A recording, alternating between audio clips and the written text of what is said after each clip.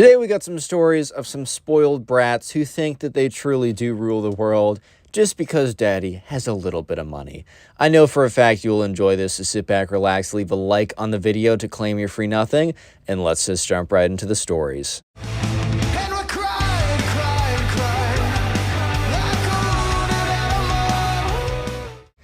So we're going to call a subscriber who submitted the first story Ahmed. Right? So there's a kid in Ahmed's class who, he was the spoiled kid. And the spoiled kid truly did believe that just because, he had parents who were very rich, that he could literally do anything and that everyone wanted him. And there was a girl in Ahmed's class, and also in the spoiled kid's class, who was very pretty. She was very nice. She was everything that anyone could have wanted, or any guy could have wanted, or any girl could have wanted, right? And, Ahmed had a little bit of a crush on her. He's not going to lie, guys. He's not going to lie. But at the same time, right, he knew that, she probably wasn't into him. But he also knew for a fact that she was not into the spoiled kid.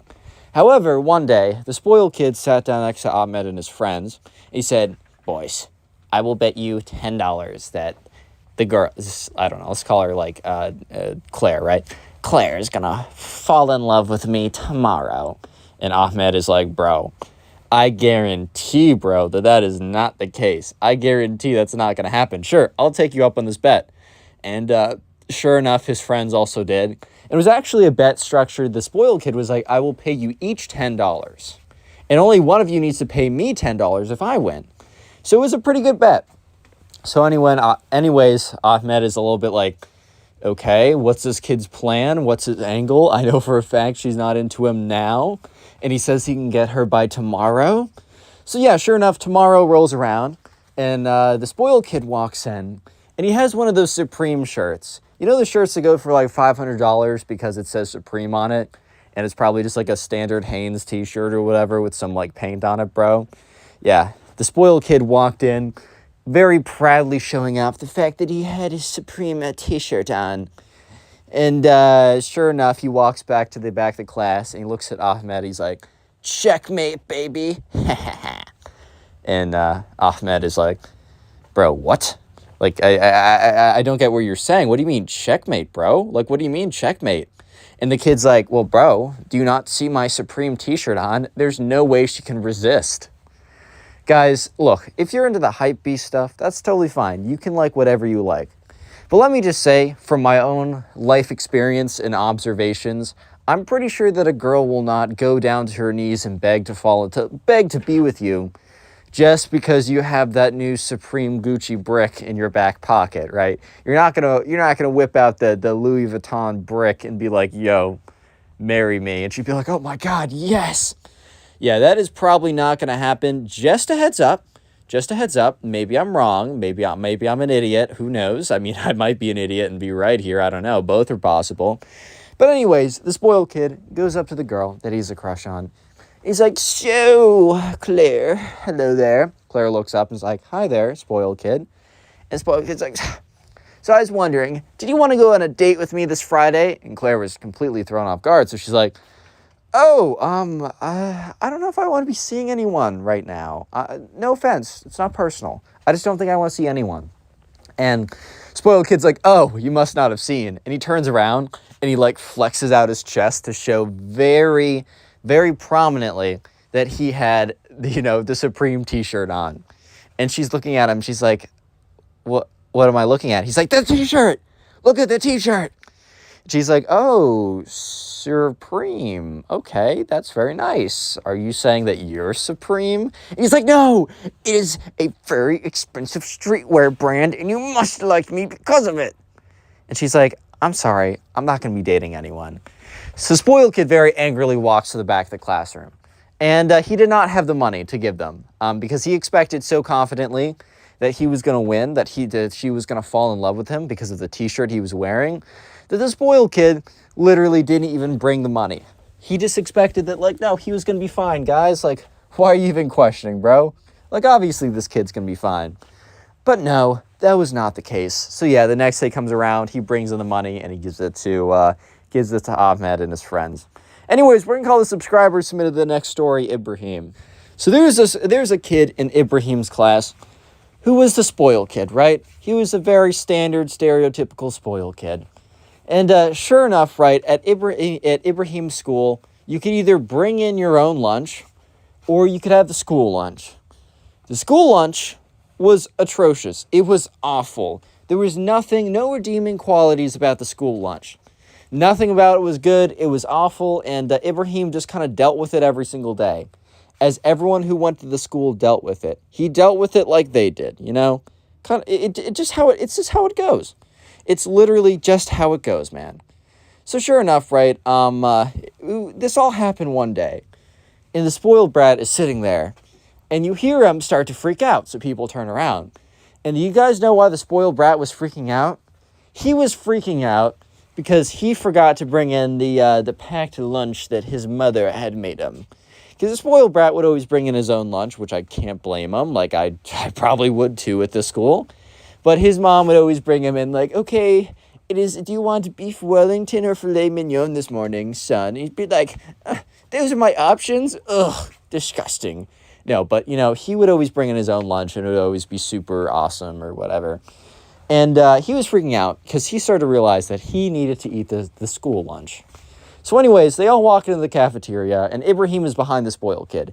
And he hears the spoiled kid, like, just mumbling about, oh my God, man, I'm going to have to eat this stuff. What if I die? What if I get chlamydia, bro? What if I explode from this, bro? I don't think my delicate stomach could take something like this. I'm not going to make it. I should call my mom. I should call my dad. Just kind of freaking out the entire time. And Ibrahim's kind of thinking to himself, bro's really never had a normal school lunch before. That's absolutely crazy. So sure enough, the spoiled kid grabs a tray, gets in line, and looks at the lunch lady, who's scooping out very mysterious meat onto people's plates. And the spoiled kid, you know, the lunch lady, puts on his plate, takes a whiff of it, gags.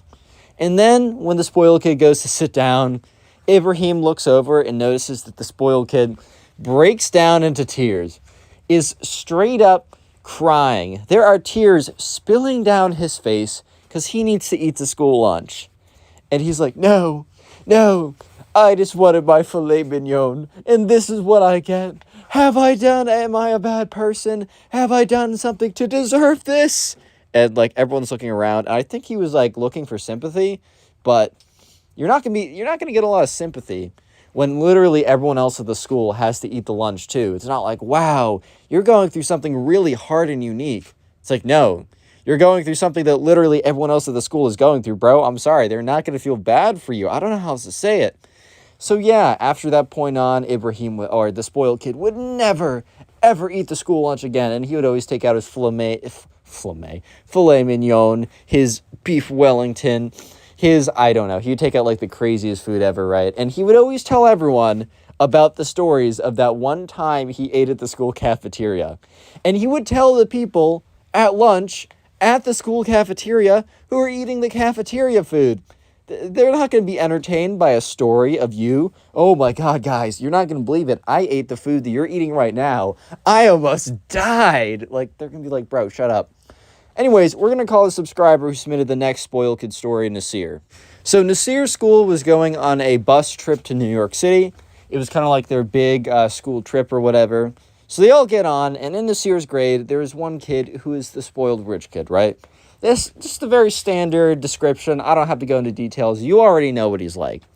So anyways, they get off the bus, single file line, and they're walking into the streets of New York City. And the spoiled rich kid comes up to Nasir, and it's like, oh my God. And he points to someone, and it's just like a normal person. And he's like, oh my God, Nasir, help.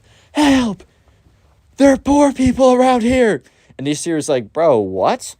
And the spoiled kid's like, Nasir, I'm really scared. I'm used to you guys, I'm used to the poor people at my school. Like you, Nasir. And Nasir's like, bro. He's like, but I'm in New York City right now. I'm surrounded by so many poor people, I can't take it this year. I have a daily tolerance of you guys. And this year's like, bro, chill out.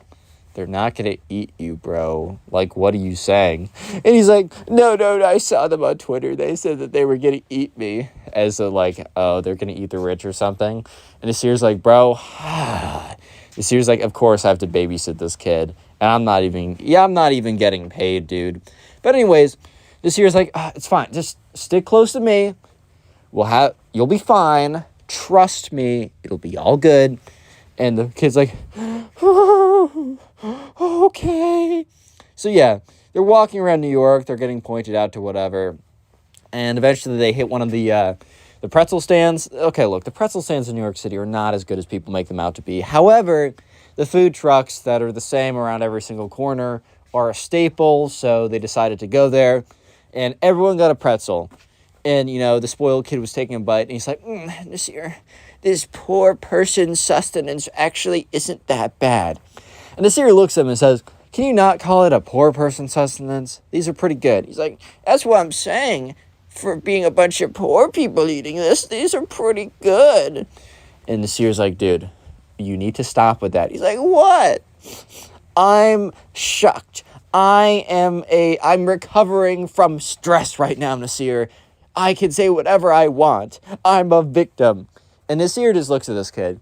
It's like, bro really thinks that he's a victim for being in the presence of people with a lower income than his father. Like, just let that sink in for a second. So yeah, eventually they get back on the bus, and the spoiled kid comes up to Nasir and is like, thank you, Nasir, for protecting me against the plebeians, the peasants. And Nasir's like, what? He's like, you are a noble peasant yourself. Thank you for protecting me against others of your kind. And Nasir just looks at him and is like, you're welcome, bro. And he says, you're welcome, bro, with the straightest face you have ever seen. The least emotion out of a man ever. Because he's just like, this kid, bro. This freaking kid, bro. Yeah, we're going to call a subscriber who submitted the next story and final story, Chiji. So anyways, there was a kid in Chiji's class, and this was like senior year of high school. It was a senior spring, too. They were all in college. So, like, grades still matter, because if you fail a bunch of classes, you can still be dropped from your college. But it's not like you need to sweat out your grades as hard as possible. However, the spoiled kid basically got bought into his college, and he's at a point where he doesn't even think the grades matter. He thinks he can completely coast and fail out and, like, or not fail out, but just, like, it doesn't really matter, right? But he also believes that teachers will just be cool, or whatever he was thinking, like, quote-unquote, be cool, and give him at least a C even if he doesn't do anything. So anyways, one day, the spoiled kid, Chiji, and all of them show up to a test. They take it. Spoiled kid fails the test because he didn't write anything. He just wrote his name down and then didn't fill out a single answer. I think the spoiled kid was just so convinced that the teachers were just going to give him a C just for showing up. They didn't even bother trying. Like, not even, like, randomly guessing, which wouldn't have done well either. But didn't even try enough to randomly guess. So when the teacher went around handing back the grades or the papers or whatever, the spoiled kid sees he, like, legitimately failed it because he didn't answer anything. And he's like, hey, what's the meaning of this? And the teacher turns around and says, what's the meaning of this? You didn't fill out a single question. And Chiji just kind of like grabs his metaphorical popcorn and watches the show that's about to go down. Real quick comment, popcorn down below. There's going to be so many people commenting spoiled, thinking that they got the secret word of the day. Well, guess what? It's freaking popcorn today. Anyways, Chiji's just watching this go down. So the spoiled kid gets up and is like, bro, I just want to see in this class. I'm not going to do anything, and you're going to give me a C. And the teacher's like, I'm not going to do that. Like, I'm sorry. And the spoiled kid gets up and gets all up in the teacher's face. He's like, well, I'm going to make sure you give me a C, dude. I'm going to make sure that I'm getting a C no matter what. And the teacher's just like, no, I'm, what? Like, what do you mean? No. And the spoiled kid's like, I'm going to count to 3, and you're going to give me a C on this paper, or you're going to be in a world of pain. Like, this kid was a massive skadoosh bag, right? Just, it's just how it is.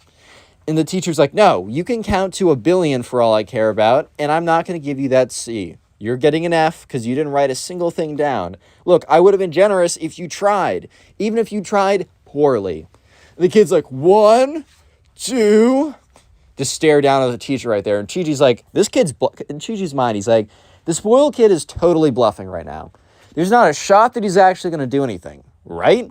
And the kid's like, all right, I warned you, bro. Boom! This kid legitimately thought that he was like above the law. The spoiled kid legitimately thought that rules didn't apply to him because the spoiled kid legitimately swings a right hook and socks the teacher in the face. When this happened, like 3 kids, okay, the spoiled kid, a little bit of context. The spoiled kid was not liked. Everyone thought he was a major like loser, annoying, like brat, whatever. So when the kids in the class saw this, they saw this as a perfect opportunity to quote unquote save the day. So like 3 guys immediately jump on top of the spoiled kid when he swings on the teacher. Their explanation is going to be, oh, we just wanted to make sure that he didn't fight the teacher anymore. We were just trying to make sure that we were keeping everyone safe. When in reality, that might have been true. But the main reason that they probably did any of that is literally just so they could get a swing on the spoiled kid because he was such an annoying brat that they were just like, yes, an opportunity, let's go. Yeah, but sure enough, the spoiled kid swings on the teacher, boom, makes contact with his face, but the spoiled kid's pretty much a little weakling brat dude, so his punch barely did anything. And then he just gets jumped by 3 guys. They just all jump on top of him, just bring him down to the floor, no mercy. And they were like, we got you, teacher, you're safe. And the teacher's not going to report them for fighting because, like, I don't know, why would he do that?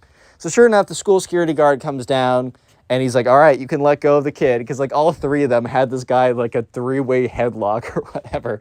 Just completely strapping him down. And the kid's brought to the front office. And guess what? He fails out of the class. You know what also happens? The school that his dad bought him into sees that he's failing classes and fighting people. So they decide to rescind his application. So this kid, yeah, eventually his dad bought him into a different school. But not the school that he wanted to go to. And he also got in a lot of trouble, so the spoiled kid was no longer able to have unlimited credit cards and infinite time on the mega yacht in the Pacific, right? He now had to actually work a job. And the only reason that Chi-Chi knows this is over the summer, Chi-Chi and his friends went to their local ice cream shop,